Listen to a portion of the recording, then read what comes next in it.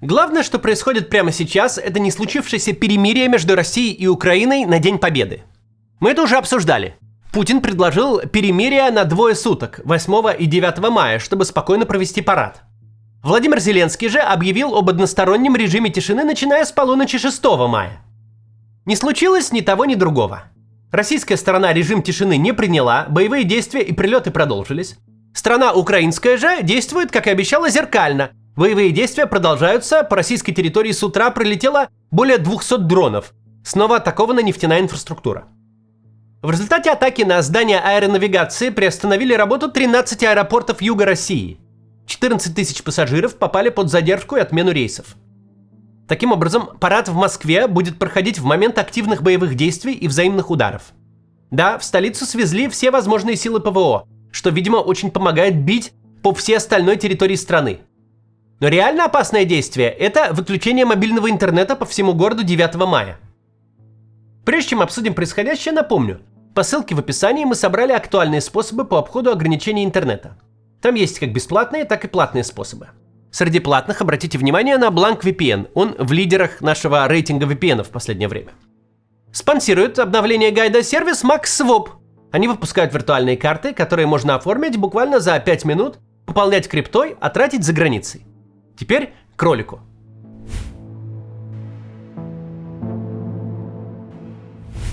Сейчас мы с вами наблюдаем какое-то совершенно новое определение слова «безопасность».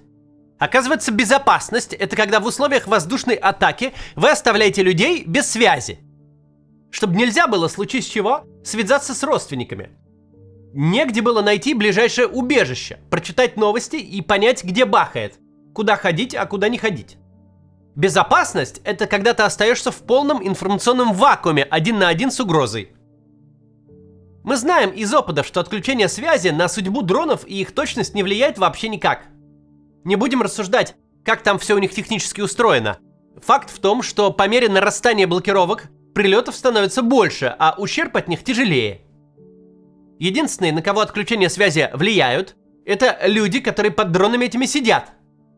И это действительно абсолютная новация в деле обеспечения безопасности граждан. Это как если бы в случае возгорания все двери в доме автоматически блокировались. Или блокировался бы замок ремня безопасности в автомобиле после аварии. Как будто начальство делает все от себя зависящее, чтобы никто в случае чего от дрона не сбежал. Чтобы максимизировать число жертв. Почему так происходит? Потому что в нормальной ситуации обеспечивать безопасность граждан в случае воздушной угрозы должны силы ПВО, то есть армия и МЧС, в содружестве с гражданскими властями. В нашем случае речь идет не об обеспечении безопасности граждан, а об охране лишь одного человека, который, как мы уже знаем, в вопросах своей безопасности слушает только одно ведомство – ФСБ. ФСБ, которое ничего не смыслит в вопросах противовоздушной обороны, которое ничего не понимает в вопросах гражданской обороны, которое умеет разве что самостоятельно выдумывать врагов, а затем успешно их побеждать.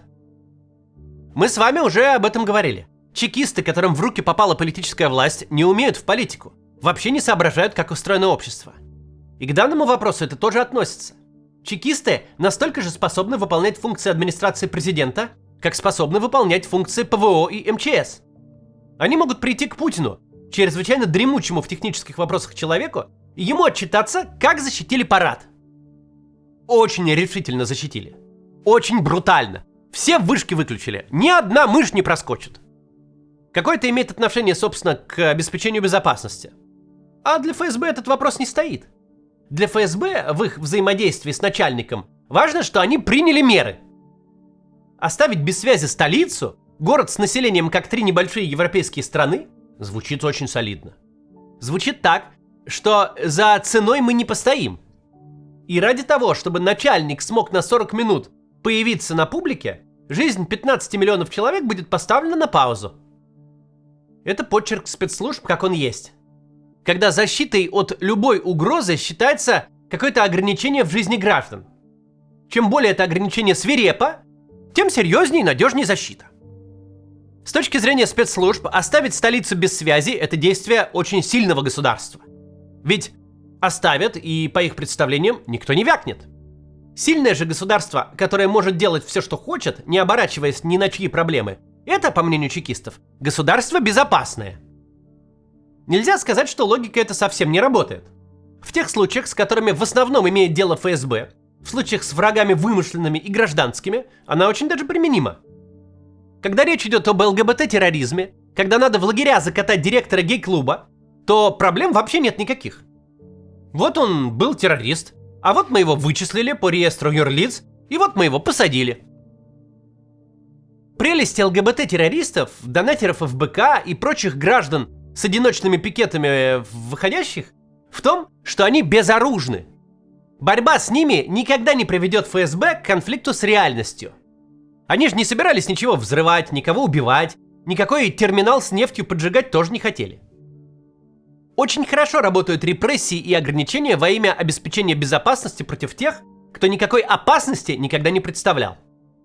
Но когда же речь идет о настоящем военном противнике, тут дело другое. Быстрая реклама и обсудим разницу. История учит нас понимать, почему мир стал таким, какой он есть. Почему появился Международный суд? Зачем создавали ООН? Как вышло, что в демократической Новой России укрепилась диктатура? На все эти вопросы историки отвечали не раз. Но проблема в том, что через их труды бывает сложно продраться. Книги по истории редко можно назвать легким чтением. Поэтому мы решили создать собственные учебники, где сложные исторические процессы рассказаны интересно и простым языком. Где есть красивые и, что важно, корректные иллюстрации.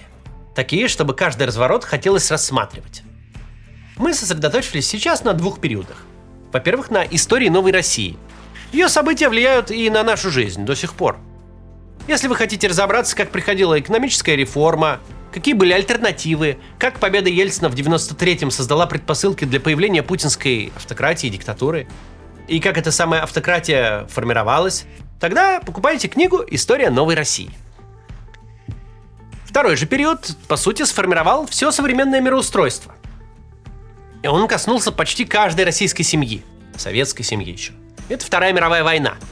Событий там очень много, поэтому мы решили сделать серию книг, чтобы дать полное представление о произошедшем. Сейчас вы можете приобрести первый том из этой серии. Там рассказано о причинах Второй мировой и о том, как она началась. Как повлияли Версальский договор и мировой кризис, что привело Гитлера к власти. Второй том выйдет в этом году, я надеюсь.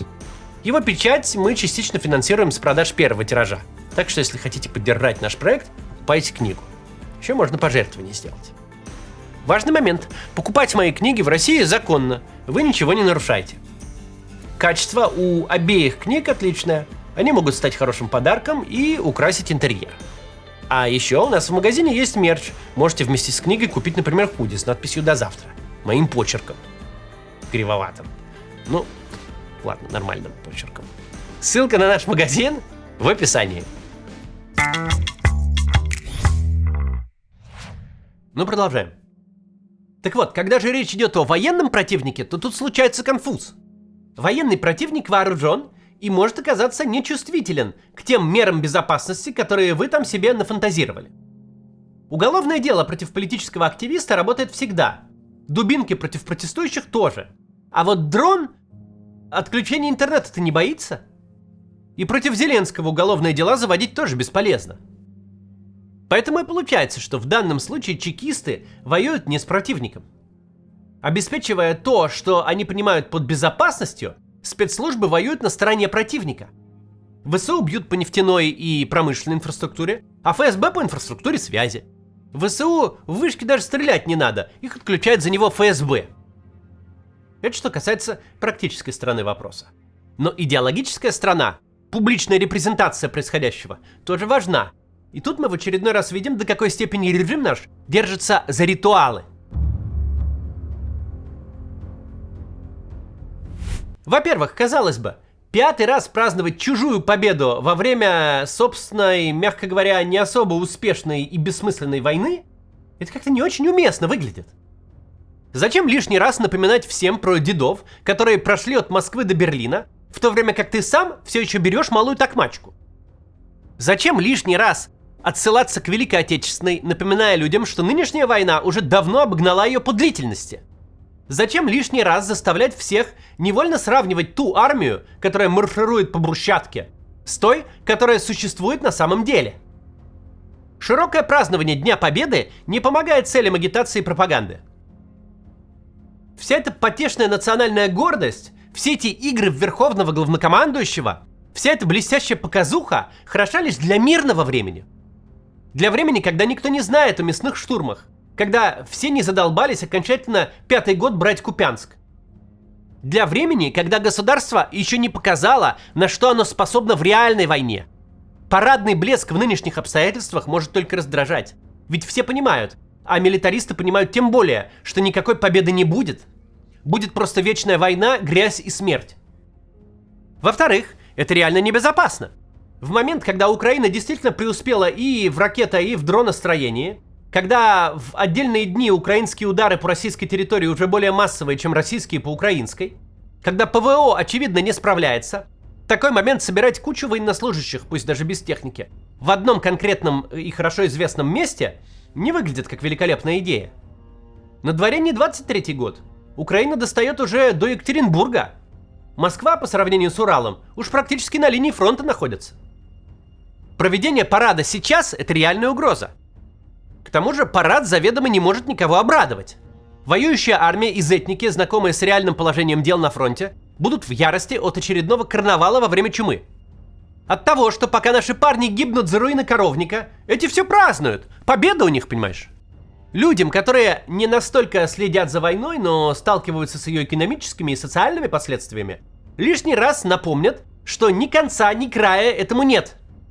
У всех остальных просто смартфоны превратятся в тыкву, и жизнь встанет на паузу. Это праздник, которому никто не будет рад.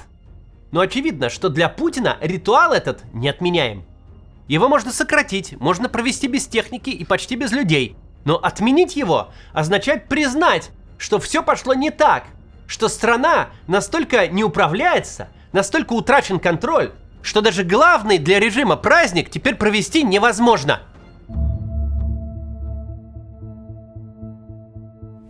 Если отменить парад, то выходит, что Путин не хозяин даже в собственной столице. Что он не может даже полчаса постоять на трибуне Мавзолея в Москве.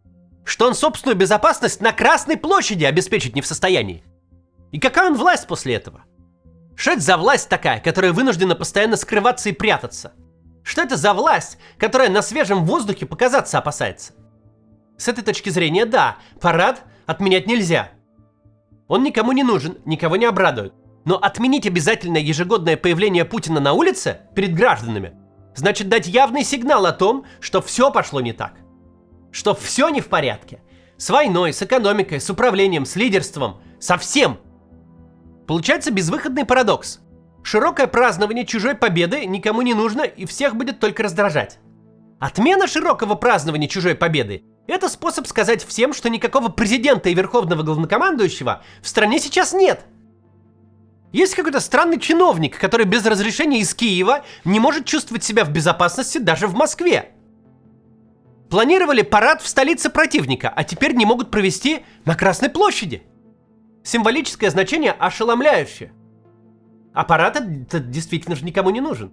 Не нужен Путину, ведь для него существуют вполне неиллюзорные риски. Не нужен воюющей армии и Z-сообществу, ведь широкое празднование чужой победы – это лишнее напоминание о неудачах. Не нужен москвичам, которых погрузят в полную цифровую блокаду. Не нужен всем остальным гражданам, которые явно устали от милитаристской свистопляски, ведь она уже вполне реально портит им бытовую жизнь. Но если это дело отменить, то все заметят, что что-то пошло не так. Настолько не так, что даже по главной площади страны уже маршировать невозможно. Что уж тогда говорить о перспективах военных побед, об экономике, о нормализации жизни. Что может сделать власть, которая не может провести парад? Путин проводит парад не потому что хочет, а потому что надо. И он сам загнал себя в эту ситуацию. Он сам построил свой режим на фундаменте советской победы. Выстроил прямую ассоциацию между войной с реальным нацизмом и нападением на дружественного соседа. Путинская пропаганда сделала все от себя зависящее, чтобы нынешняя война стала продолжением той победы. Когда же победы никакой не случилось ни в каком виде, ни в Киеве, ни в Донецкой области, то Путин вынужден иметь дело с тем, с чем имеет сейчас. Когда празднование чужих побед в отсутствии своих раздражает, а если ты не празднуешь чужие победы, то признаешь, что даже этого не можешь. Деды вон до Берлина дошли. А ты не можешь пройти по Красной площади, носа у мавзолея показать. Дожил. До завтра.